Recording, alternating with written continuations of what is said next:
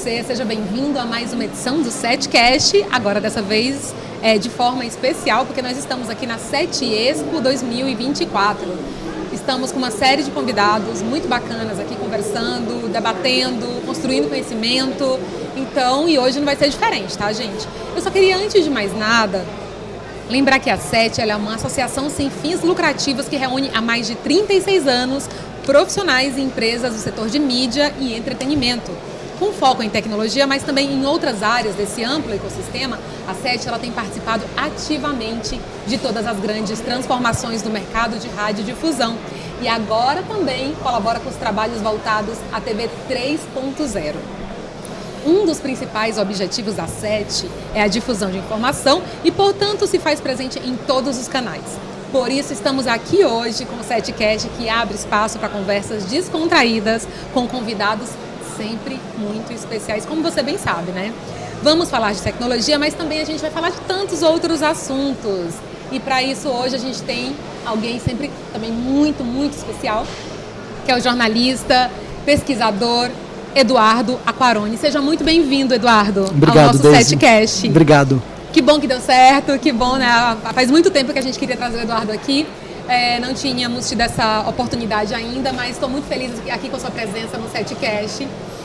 E tenho certeza que o Eduardo vai contar muitas histórias bacanas. Hoje vamos refletir muito sobre jornalismo imersivo, que eu sei que é a sua área de pesquisa, sobre jornalismo, sobre realidade virtual, sobre inteligência artificial. Vamos falar de vida de jornalista e sobre perspectivas dessa profissão.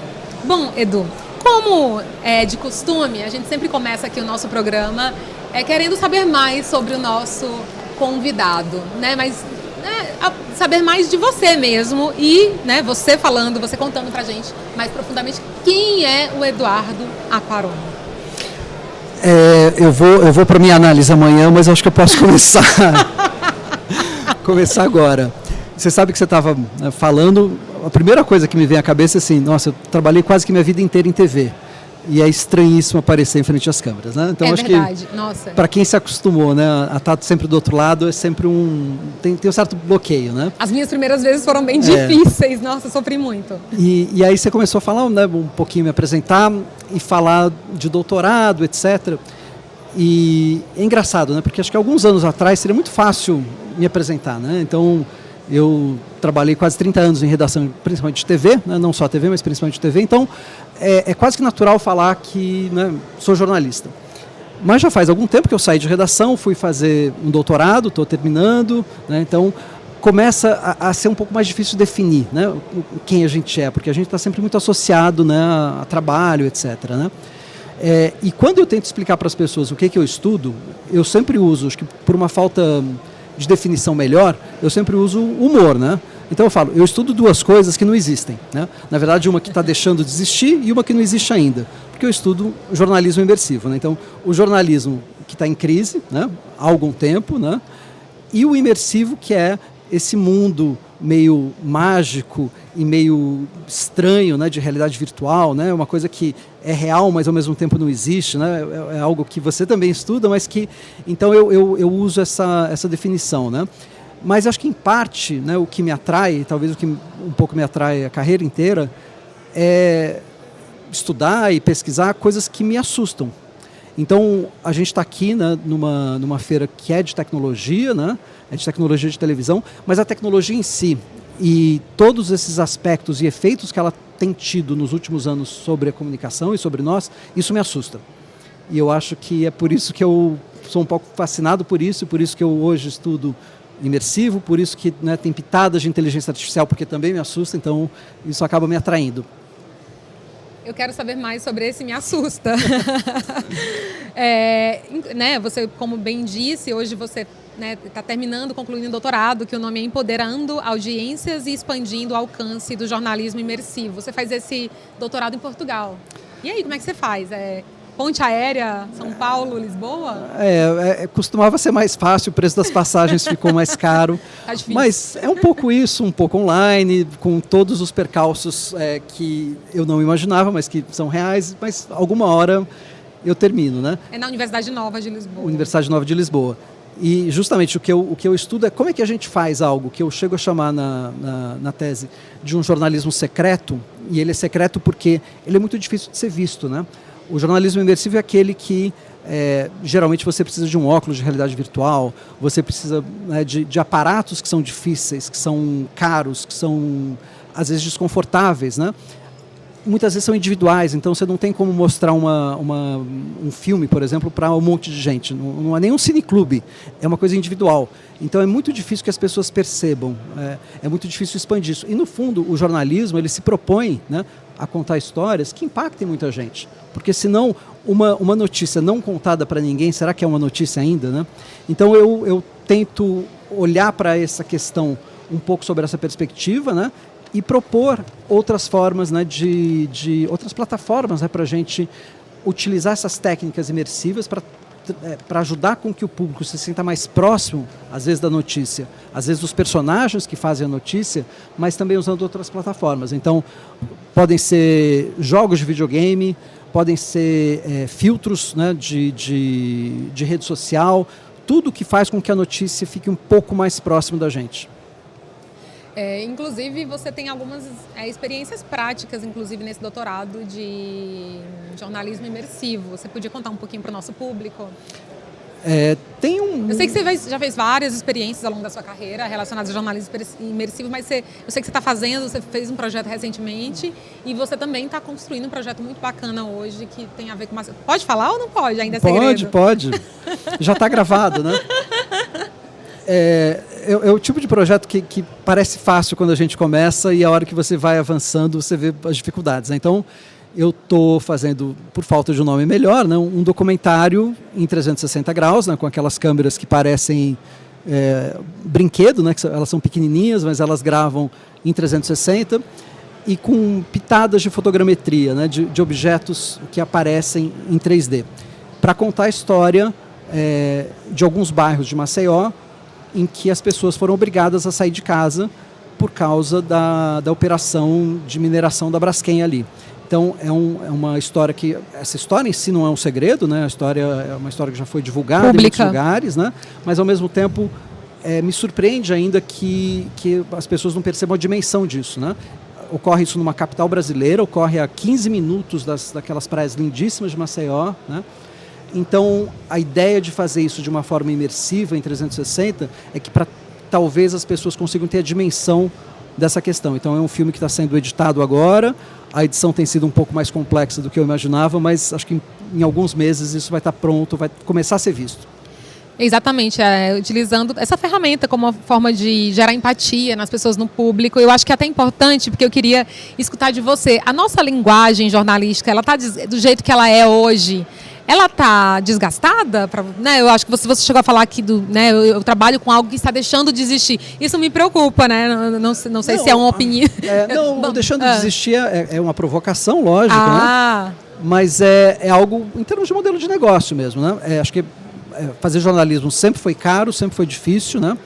Mas acho que nos últimos anos, desde que o digital tomou conta de tudo isso, tem se tornado ainda mais difícil para as redações profissionais acharem, né, modelos de negócio. Então, o modelo que era publicidade, o modelo tradicional que era publicidade, ele quase que se extinguiu e não houve um grande modelo para substituir. E cada redação hoje acha uma composição diferente, mas não tem algo tão sustentável, né? A gente vê modelos nos Estados Unidos, né, em que a linguagem foi modificada. Então a gente viu TVs como a Vice, né, atingir um tamanho enorme e muita gente fala assim, olha, está aqui um caminho para fazer uma TV um pouco mais jovem, mais descolada, não sei o quê. E alguns anos depois se viu que ela, financeiramente, ela não sustentou e ela acabou, ela implodiu, né? E vários outros modelos digitais também, e a gente olha às vezes para o mercado americano, porque isso lá tem uma velocidade e tem um tempo, né, de maturação que é um pouco diferente do nosso, a gente vê que não tem um grande modelo sustentável, né? Então é nesse sentido que eu falo que o jornalismo está acabando, extinção. Lógico que é uma provocação. Mas eu acho que é importante essa provocação. Não, eu acho que aproveitando essa provocação, eu queria falar de duas coisas. O primeiro é o fenômeno que a gente está vendo agora do Cazé TV. Então, de um lado, a gente tem uma produção jornalística por radiodifusão, a cabo, satélite super bem produzida, né, utilizando muitos jornalistas, inclusive, na cobertura desse processo. De um outro, a gente tem um projeto na internet que é um fenômeno, que inclusive compra direitos aí de jogos. E são linguagens diferentes, são transmissões diferentes. E aí eu tenho me perguntado, assim, né, será que a gente demorou demais, assim, para se conectar com as juventudes e para adequar a nossa linguagem? Eu queria que você comentasse um pouquinho sobre como você vê todo esse fenômeno agora da internet que está acontecendo com canais. Eu não acho que seja só uma questão de linguagem, né? Lógico que a hora que você começa menor, né, você tem uma comunicação mais nichada e é natural isso, né? O próprio Cazé, quando vai aumentando de tamanho, importância e anunciantes, também vai modificando um pouco a linguagem. Então, tem coisas que você fazia e não pode mais fazer. A hora que você tem parcerias comerciais, as coisas mudam, né? Tem sempre uma camada grande de humor, né? E isso também não é uma invenção, né, do Cazé. Eu acho que eles aplicaram isso de uma maneira muito correta, mas a gente também vê modelos de TV, porque no fundo... Né, e o Cazé é jornalista, só abrindo aqui uma, mas né? eles não fazem jornalismo em si, eles fazem muito mais transmissão esportiva e questões ligadas ao esporte, que sempre foi um nicho, né, do jornalismo, quando você encara, né, transmissão esportiva como jornalismo, que sempre foi muito mais leve e aberto a tudo isso, né? Mas eu acho que eles fazem um papel interessante.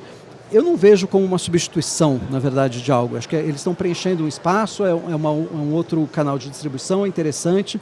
A gente tem que ver aonde isso vai parar. A gente já viu agora nas Olimpíadas, em que uma série, né, de profissionais que sempre trabalharam em TV estavam ali, né? Então naturalmente você também acaba mesclando jeitos e formatos, e algumas das coisas mais legais que foram transmitidas pelo Cazé são coisas que eram feitas em TV, né? Aquelas crônicas diárias, etc. Então tem uma mescla, né, de formatos ali. Não, e é legal que você trazer isso, porque eu sempre falo, inclusive nas minhas pesquisas, porque também sou professora acadêmica, como você sabe, né, exatamente essa...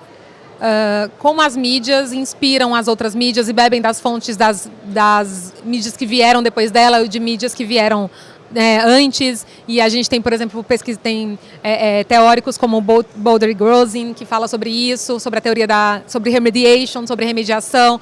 Tem a Lúcia Santaella, que tem um livro chamado Matrizes da Linguagem do Pensamento, que exatamente faz uma análise... falando que a televisão ela bebe de muitas linguagens e ela desenvolve a sua própria linguagem, mas também ela inspira e ela também recebe das linguagens. Agora tem muitos influenciadores, por exemplo, que fizeram grande sucesso, que fazem grande sucesso na internet, que têm sido absorvidos também pela produção televisiva. Então realmente é um jogo ali de dar e receber e de remediação, né? E de influência mútua ali das mídias. E, né, ainda com o tema linguagem, a gente acabou de sair de uma mesa aqui na 7 Expo, que eu fui a mediadora. A mesa se chamava Inteligência Artificial, Implantação, Desafios Éticos e Impactos em Ambientes de Mídia, né? Então, Edu, você falou um pouco a sua percepção sobre isso, a gente falou bastante sobre inteligência artificial. Eu queria também, né, te escutar sobre isso, assim, para onde você sente que a gente está andando, né, sobre o impacto da inteligência artificial nas nossas rotinas jornalísticas, na nossa produtividade e na nossa credibilidade. Há uma preocupação sua, enquanto pesquisador, em relação a isso, em relação ao presente / futuro do jornalismo? Se a gente bebe dessas fontes de inteligência de AI generativa para produzir nossos textos, como é que você tem visto aí esse cenário? Acho que tem quase um feitiço tecnológico, né? Que a tecnologia vai resolver os nossos problemas, né? Sejam eles quais forem, né? No caso de inteligência artificial especificamente, né? Quando veio essa nova onda, há 1 ano e meio, talvez 2, né? De inteligência artificial generativa, teve um primeiro momento ali quase que de um receio enorme, né, de falar como assim, né, uma máquina vai fazer um processo criativo, né? E logo depois veio uma outra onda que é assim, olha, a AI vai resolver seus problemas de produtividade. Então as empresas ficaram muito felizes, falaram assim, que ótimo, a gente vai conseguir fazer mais com menos, né? Eu até acho que como proposta de valor e de negócio, não é uma grande proposta de valor e de negócio. Você aumentar a produtividade de todo mundo e substituir pessoas por máquinas, olhando, né, para o planeta como um todo, não é uma solução muito interessante, né? Até porque, né, o dono, né, hoje eu posso falar dono, né, da OpenAI, né, o Sam Altman, ele tem uma outra empresa, uma startup, cuja função é escanear a íris dos nossos olhos, porque ele prevê que um dos caminhos possíveis é que acabem os empregos e os governos tenham que distribuir dinheiro, e só escaneando a íris das pessoas humanas eles vão conseguir, os governos vão conseguir separar humanos de máquinas. Parece ficção científica. Black Mirror. Black Mirror é uma empresa que está operando no mundo inteiro, já escaneou a íris na Europa, na Argentina, não tenho certeza se no Brasil. Tem sérios problemas éticos, etc. Né? Mas, então, a gente está vivendo um pouco essa distopia. E quando, né, vem essa onda de inteligência artificial para o jornalismo, né, eu acho que tem uma grande questão, que é o jornalismo tem uma grande questão hoje de confiança por parte do público, por causa de 10 ou 15 anos dessa erosão do digital e tudo que aconteceu nos últimos anos nas redações. E a gente tem que tomar muito cuidado para que essa onda de inteligência artificial não aumente ainda mais a desconfiança do público em relação a quem faz notícia. Então, é um desafio. É um desafio enorme, ainda mais quando do outro lado há uma promessa que os custos vão diminuir, que a produtividade vai aumentar, etc. Então, eu acho que isso, eu em absoluto sou contrário à inteligência artificial, né? De forma nenhuma, mas eu acho que ela tem que ser bem usada e tem que saber, eu sempre tenho vários projetos que eu cito e cito sempre, que eu acho que são usos inteligentes de ferramentas automatizadas, mas isso não serve para tudo, não serve para criar textos e para criar uma série de coisas. O jornalismo tem que saber traçar muito bem essas linhas e tem que comunicar isso para o público. Inclusive, a gente sabe de muitas empresas que têm utilizado a inteligência artificial e têm dito, né, que tem inclusive falado que os conteúdos foram realizados, produzidos com auxílio de inteligência artificial. Grandes empresas jornalísticas que tem no Brasil, no exterior. Eu queria também... E aí? Porque assim, a gente sabe que a inteligência artificial, ela também bebe de muitas fontes e muitos dados, de muitos textos, e é complexo isso, porque até que ponto, então, a gente tem material humano, inédito, até que ponto aquilo foi produzido por inteligência artificial. Então, enfim, eu sei que tem assessorias, empresas de assessoria, por exemplo, que tem produzido quase todos os releases com inteligência artificial. Olha o risco também porque existe, a gente sabe que dentro do jornalismo, às vezes, de algumas empresas jornalísticas que recebem release, vão lá e só reproduzem aquele release, nem refazem, nem investigam, nem fazem um processo ali de checagem daquele conteúdo. É complexo isso, Edu. Como é que a gente faz? Então, porque vai ter trechos que são feitos de inteligência artificial, outros... A gente... O que é? A gente põe ali uma colaboração homem-máquina, já assina logo Eduardo Aquarone e ChatGPT, enfim. Então, primeiro que, né, vocês estão um exemplo de alguns lugares que publicam automaticamente textos de release, sejam feitos por máquinas ou não, né? Isso não é exatamente jornalismo, né? Então, acho que quando a gente define as coisas, talvez as definições tenham que ser mais precisas para que a gente consiga entender alguns problemas, né? O problema não é usar IA para fazer algum tipo de texto. O problema é qual texto que ela está fazendo, né? Já se falou muito. É um texto de consolidação de alguma coisa.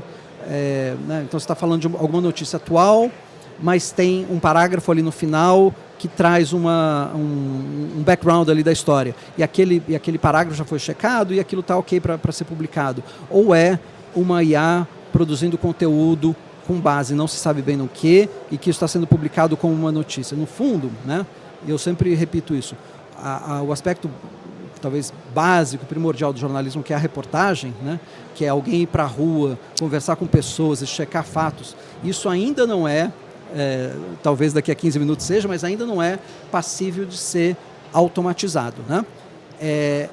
O problema é que isso é caro, né?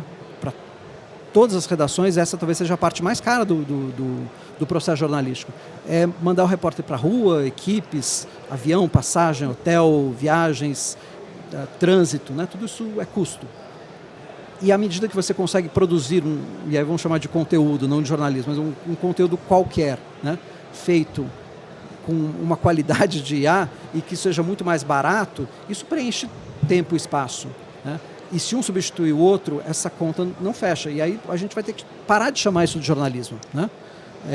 Então, acho que a gente tem que entender melhor as definições, e quando a gente usa essas frases, como estão sendo usadas, né? Conteúdo feito com auxílio de IA. Que auxílio? Né, em que local? Em que local? Porque tem coisas que são ok, e tem coisas que hoje não são ainda eticamente admissíveis, né? Então, é uma frase muito ampla para que ela seja de fato importante, sabe? Algumas próprias empresas têm estabelecido diretrizes internas, com regras de uso entre os seus funcionários, jornalistas. Acho que é algo para ser discutido bastante, para ser regulamentado. Sim, e as empresas sempre tiveram códigos de ética, isso é importante, né? Sim. Mas o público, de modo geral, talvez não consiga fazer essa distinção. Acho que não conseguia fazer antes, e hoje, que boa parte do conteúdo ele é distribuído e redistribuído via rede social, WhatsApp, etc., tudo isso se perde, né? Você perde um pouco essa origem do conteúdo. Então, essas definições éticas que estão lá no princípio, elas acabam sumindo no meio desse processo. Porque a hora que você está consumindo um conteúdo, né, em qualquer rede social, WhatsApp, não sei o quê, você consome conteúdo das mais variadas fontes, algumas coisas reais, outras coisas não reais. E para cada um você vai ter que mudar a chavinha da sua mente, saber assim, esse conteúdo aqui vem da empresa X, portanto tem um nível ético A. Essa aqui foi feito pela minha tia, então, né? Não é assim que funciona, não é assim que a gente funciona, é assim que o nosso cérebro funciona. A gente olha para tudo de uma maneira emocional. Então, tem muitas questões sem resposta ainda, né? Tem muitas questões sem resposta, é complexo. Né? Há muito a debater, né? Acho que tem um limite muito ético aí que precisa realmente ser discutido. É como você tem falado, Edu, hoje em dia as pessoas elas não têm essa noção do que é de fato produzido por um jornalista e pro tal do famoso que a gente tem dito ali, do produtor de conteúdo. Tudo se mistura e a pessoa vai lá e consome o que interessa a ela. Então é um desafio também aí que a gente tem nesse sentido, né? Em relação à própria profissão. Não, então, é lógico que também a gente não pode colocar o jornalismo como uma coisa pura, né, e perfeita como um modelo de produção, porque a gente sabe que sempre esteve longe disso, né? E a gente estava conversando aqui um pouquinho antes, e eu, quando comecei a trabalhar, né, eu trabalhei muitos anos no SBT. Até fazer isso, eu estava aqui com um gancho para contar um segredo para o nosso público. Não, numa época que não tinha computador, né, na redação, sim, máquina de escrever, algumas sem todas as teclas, né, então já tinha ali um outro desafio. E a gente escrevia com base na memória. Não tinha pesquisa, não tinha nada. Não tinha o Google. Não. E aí a gente escrevia com base na memória. E naquele momento aquilo parecia ótimo. Eu tenho certeza, se aquelas matérias fossem checadas hoje, a gente veria uma série de incorreções, né? Então, o jornalismo nunca foi, né, até como um processo de produção mesmo, diário, com toda a rapidez que sempre teve, né? Nunca foi algo perfeito em termos de produção, né? Então não tem um padrão ouro que a gente está buscando, né, de uma maneira quase como uma ilusão, né? Acho que isso é importante. Então a gente sempre fez o melhor possível dadas as circunstâncias, né? É verdade. Daqui a pouco eu volto a falar do SBT, mas antes disso, eu queria falar de um projeto incrível que você realizou quando você estava na Globo ainda, porque é um projeto premiado, que é o Globo Amazônia, que você conseguiu engajar, ganhou o Emmy Digital e que você conseguiu engajar aqui mais de 55 milhões de protestos virtuais aí contra o desmatamento da Amazônia. Eu queria que você falasse um pouquinho de projetos como esse, que, por exemplo, caberiam completamente, a gente está em 2024, nos dias de hoje, porque enfim, os problemas que a gente enfrenta na Amazônia, eles continuam sempre, mas como é que a gente consegue utilizar, então, essas soluções imersivas para a gente cada vez mais engajar o público e também, né, em âmbito digital, para que a gente possa causar impacto, né, esse impacto mais afetivo nas pessoas, para que a gente possa gerar um pouco mais de empatia do que talvez aquela nossa notícia com aquele modelo da pirâmide invertida que a gente está acostumado ali, com a hierarquia da notícia, que a gente possa gerar um impacto diferente no nosso público. Acho que, assim, primeiro foi talvez a coisa mais importante que eu tenha feito na vida profissional. Ao mesmo tempo que foi sem esse glamour que né, hoje você contando parece, né? em primeiro lugar, que não ganhou o Emmy, foi finalista do Emmy. E foi ótimo, porque eu fui para Cannes, né, na premiação, não sei o quê, e foi logo na primeira noite da viagem. Então, toda aquela expectativa e ansiedade foi quebrada logo na primeira noite. Então, logo na primeira noite a gente foi para o prêmio, não ganhou, e foi para o bar encher a cara. Né? Pronto, acabou. Agora, essa é a vida de jornalista. Agora a gente pode aproveitar o resto da viagem. Né? Pronto. Mas, quando o Globo Amazônia nasceu, ele nasceu sem teoria nenhuma, né, de tudo isso. Ele nasceu como uma resposta a um problema muito concreto que eu vivi. Por algum motivo ali da época, eu comecei a produzir uma série de matérias no Fantástico sobre conflitos de terra na Amazônia. Né? E a Amazônia até hoje, isso ainda mais 15 anos, é muito difícil, é caríssimo viajar, é difícil, né, de percorrer ali as estradas. E a gente estava falando uma história ali sobre uma construção de um porto de exportação de soja construído de maneira irregular em Santarém, entrevistando fazendeiros, sendo ameaçado, né? Aquele clima ali, até que a gente precisava mostrar, né, que tal fazendeiro tinha invadido terras que ele não poderia invadir. E você entrevista a pessoa e ele fala, não, eu não fiz isso. E como é que você prova, né? Vamos sobrevoar a área. E como era uma matéria do Fantástico, etc., especial, a gente teve o privilégio, né, de ter um aviãozinho, sobrevoou a área e fez uma matéria, etc. E aí, quando eu voltei para São Paulo, eu falei, bom, mas não é toda matéria que tem esse tempo e esse dinheiro para fazer isso. Então, como é que você faz no dia a dia? Como é que você faz matérias assim numa região como a Amazônia? E eu pensei, talvez seja o contrário daquela lógica jornalística que é o pé no chão, né? É repórter na terra. Porque dali, às vezes, você não tem um escopo para ver. Talvez você tenha que olhar mais de cima. Talvez você tenha que olhar pelos satélites. E o INPE já tinha satélites que sobrevoavam a Amazônia e já produziam dados.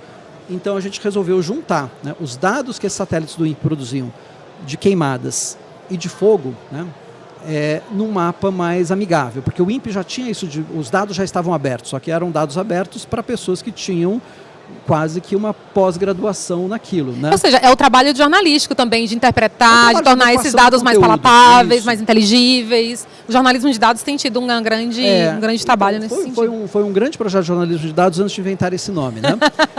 E quando ele foi ser lançado, né, acho que a grande diferença e acerto, quase que falar sorte, né, é que ele não foi um projeto só digital, né? Ele era um projeto digital e que tinha um mapa em que você podia acompanhar esses pontos de queimada em tempo real, na época no Orkut, né, que era a rede social que todo mundo... Faz bastante tempo. Que todo mundo usava, né?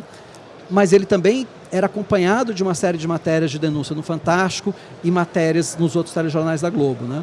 Então, no fundo, você fazia, né, o que hoje também se chama de transmídia. Transmídia, exatamente. E eu nunca tinha lido Henry Jenkins. Você estava total, é isso que eu falei. Era pura convergência digital esse processo aqui. Henry Jenkins na veia. Um pouco de sorte. Engagement. E aquilo realmente funcionou. Internamente na Globo foi muito curioso, porque a equipe que estava desenvolvendo isso no Rio, na Globo.com, tinha que mostrar para os chefes deles ali que era um projeto interessante, porque a Globo já tinha tentado algo com a mesma lógica com times de futebol e não tinha dado certo. Então, óbvio, se com times de futebol que tem toda essa paixão envolvida não tinha dado certo, como é que vai dar certo com a Amazônia, né? Com queimada na Amazônia, que é um assunto chato, difícil, etc., né? E o que eu acho que funcionou foi essa somatória, né, de digital, mapa, Fantástico, TV, sabe? E isso tudo funcionou e o projeto ficou no ar dessa forma durante 2 anos, e aí ele foi evoluindo internamente e eu tenho que dizer, ele foi morrendo, né? Porque à medida que ele foi sendo incorporado para o modelo digital da Globo, ele foi perdendo as suas características únicas. E até o momento que ele perdeu o mapa da Amazônia. E aí o projeto comercialmente virou Globo Natureza e perdeu um pouco esse punch, né, essa energia. Mas no tempo que durou, acho que ele foi muito importante e que sim, acho que algo parecido, né, com esse conceito de trazer essas informações que são importantíssimas, mas trazer para uma outra forma de consumo, seja algo mais leve, seja algo mais em que você consiga ter né, seguido de matérias no Fantástico na época, né, que eram matérias investigativas, não importa qual é o mix que você consiga fazer, mas acho que a gente tem que sair só de uma forma de entregar conteúdo. E isso, de uma certa forma, se conecta com o meu doutorado. Então, quando eu penso em realidade virtual, hoje eu não penso mais só em óculos, né? Óculos de realidade virtual, ou esses óculos da Apple que custam o preço de um carro. Porque ninguém vai conseguir ver no óculos da Apple que custa o preço de um carro. Então, você tem que transformar essa imersão em algo que as pessoas consigam ver no celular, ou no desktop, ou num totem aqui na feira, porque tem que estar onde estão as pessoas no fundo, né? Essa busca que a televisão sempre teve pelo público, pela audiência, isso tem que ser perseguido de alguma forma por esse jornalismo imersivo, né? Para fazer o círculo quase que se fechar, porque senão ele deixa de ser jornalismo, ele vira teoria, e nada contra a teoria, mas aí, né, a gente precisa expandir para que ele chegue ao público de fato. Isso me lembrou aquela experiência do Greenpeace, eu não me lembro o nome, não sei se você vai me ajudar a lembrar, que era multissensorial, era uma espécie de documentário na Amazônia que você ia visitar uma aldeia indígena, você sentava com o pajé, você sentia o cheiro do chá que estava sendo servido, você tinha a sensação que você estava navegando junto com né, membros dessa aldeia. Você lembra o nome? Não lembro o nome, mas isso acho que é um exemplo ótimo, porque imaginem, é uma experiência incrível, só que você precisa de estar num lugar físico, com uma estrutura em volta de você e com pessoas ali para criarem, né, essa experiência olfativa e sensorial, né? Então você precisa de tempo, dinheiro e equipe. Como é que você transforma uma experiência dessas em algo mais digital e que mais pessoas consigam realizar? Você tem feito isso? Tenho pesquisado nesse sentido. Então, lógico que você tem que abrir mão de algumas coisas, né? Todo mundo fala que em algum momento a gente vai conseguir ter cheiros e ter toques, né? E hoje já tem uma TV série 3.0 na veia, a gente já tem aí. E de sensores que você consegue ter toques, mas nem todo mundo tem isso. Então, você tem que achar formas mais amplas de conseguir um efeito parecido. Então, você acaba abrindo mão de algumas coisas, né? Mas você consegue atingir um público maior. Então, eu acho que essas experiências, elas podem ter várias saídas. Podem ter a experiência premium, quase, né? Que é essa do Greenpeace, que você, né, quando você tem a sorte de estar lá no mesmo lugar, você faz essa experiência, mas se não, você tem uma outra forma de... Munduruku. É isso. Bom, agora vamos falar de coisa divertida. Você passou pelo Aqui e Agora no SBT, né? Na sua passagem pelo SBT. Me conta lá, me fala de todos os bastidores, porque isso é uma pérola do jornalismo brasileiro. Foi meu primeiro emprego, né? Eu tinha acabado de entrar na faculdade, minha primeira faculdade foi rádio e televisão.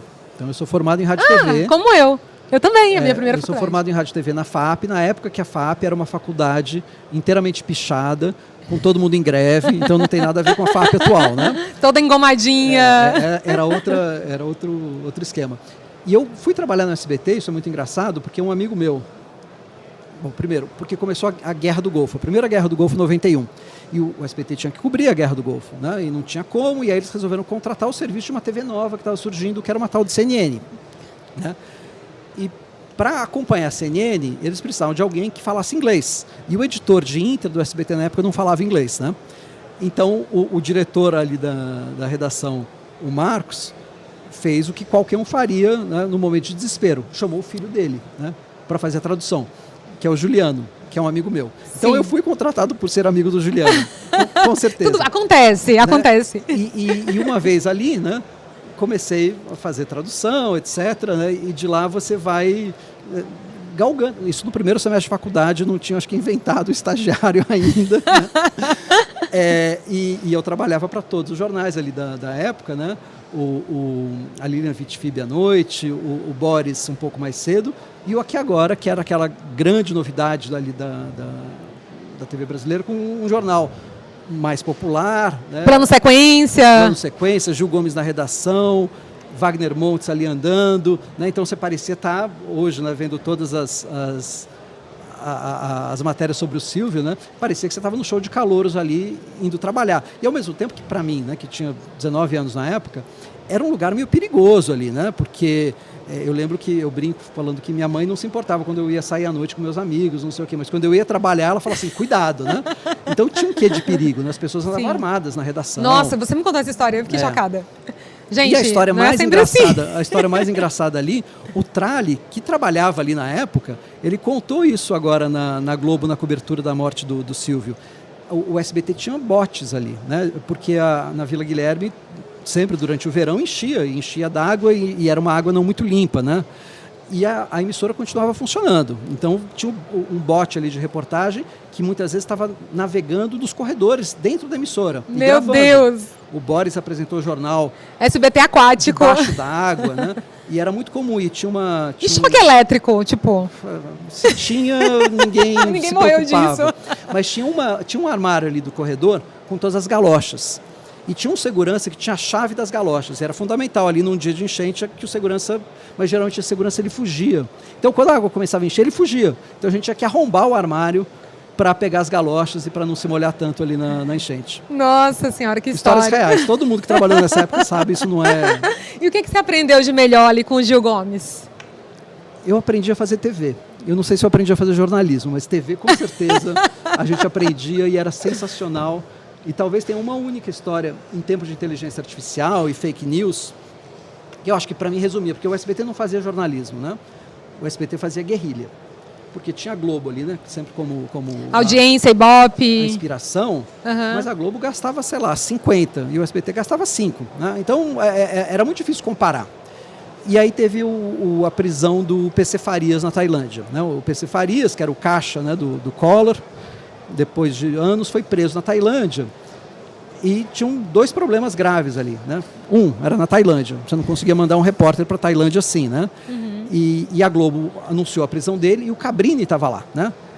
E quando a Globo começou a fazer chamadas, isso acho que de manhã, o PC estava sem o bigode, ele tinha um bigodão característico, né? E ele tinha raspado o bigode para não ser reconhecido.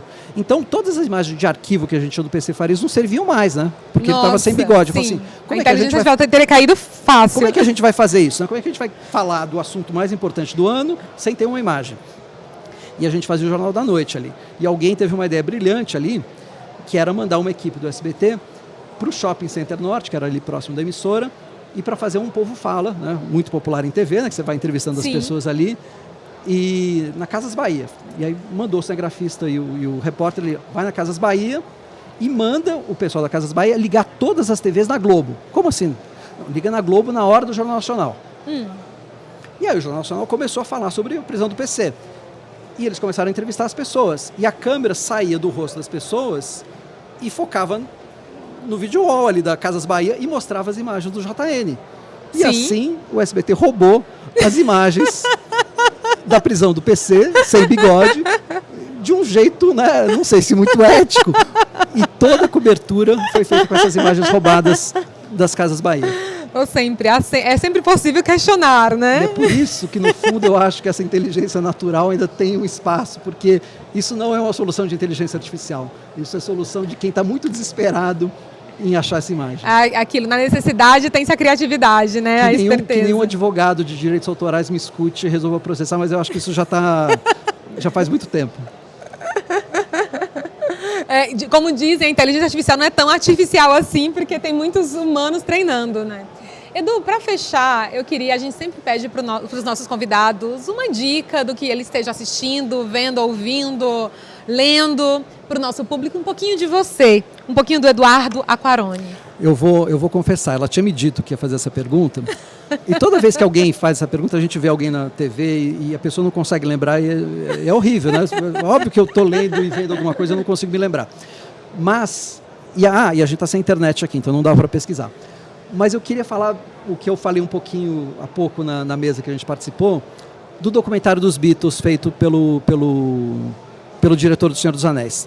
Porque é Beatles, né? É muito legal. E é muito legal o uso, né, de tecnologia e de inteligência artificial que ele fez para realizar esse filme, em que ele conseguiu isolar, né, as faixas de voz das conversas dos 4 Beatles ali no estúdio, da guitarra e do baixo e da bateria que eles estavam usando para esconder um pouco as conversas, e que isso 30, 40, sei lá, 50 anos depois o Peter Jackson conseguiu isolar, né, essas conversas. Sim. E disso saiu um documentário incrível, disso saiu, né, novas músicas em que você conseguiu isolar, né, os tracks ali, e você conseguiu fazer um dueto, né, 50 anos depois, do Paul McCartney com o John Lennon cantando, que é o que o Paul McCartney fez na última turnê. Então eu acho que é super interessante isso, porque mexe um pouco com tudo que a gente falou e mexe com o audiovisual e a música. Os limites éticos, até que ponto. É isso. Né? Tá aí o comercial da Maria Rita, que é uma outra história aí que a gente poderia conversar mais no futuro. Tem muita coisa aí da Maria Rita, né? Da propaganda da Maria Rita com a mãe dela, né? A Elis Regina. Bom, é isso, eu queria te agradecer, eu acho que foi um papo muito bacana com você, você trouxe muito conhecimento, muitas reflexões, queria dizer que o SETcast está aqui, sempre para você, sempre que você quiser, volta aqui para contar, depois volta para contar o resultado final da tua pesquisa, do teu doutorado, a gente está aqui ansioso para saber mais sobre isso e também sobre os projetos que você está fazendo aí, traz para a gente, que é sempre muito bem-vindo. Muito obrigada pela tua participação e vida longa aí para Flying Content, que é a sua empresa aí de narrativas imersivas, enfim. Muito obrigado, Daisy, pelo convite. Imagina, o prazer é todo nosso. E eu gostaria de agradecer a você que esteve aqui com a gente até o finalzinho aqui, ouvindo ou assistindo essa entrevista super maravilhosa com Eduardo Aquarone, uma entrevista profunda, cheia de conhecimento. Dizer que o SETcast tem muitos e muitos outros programas bacanas, então continue com a gente, fique ligado. Agradecer a sua audiência, dizer que o SETcast, em geral, ele é gravado sempre nos estúdios da VEM TV. Hoje, de forma especial, estamos aqui na SET Expo 2024. Hoje a apresentação foi minha, Daisy Feitosa, a produção foi de Letícia Meneguin, a coordenação da Luana Bravo e do Tito Liberato, a direção de imagem hoje foi do Vlad e a direção executiva, Igor Moraes. Então, continue com a gente, que tem mais SETcast para você.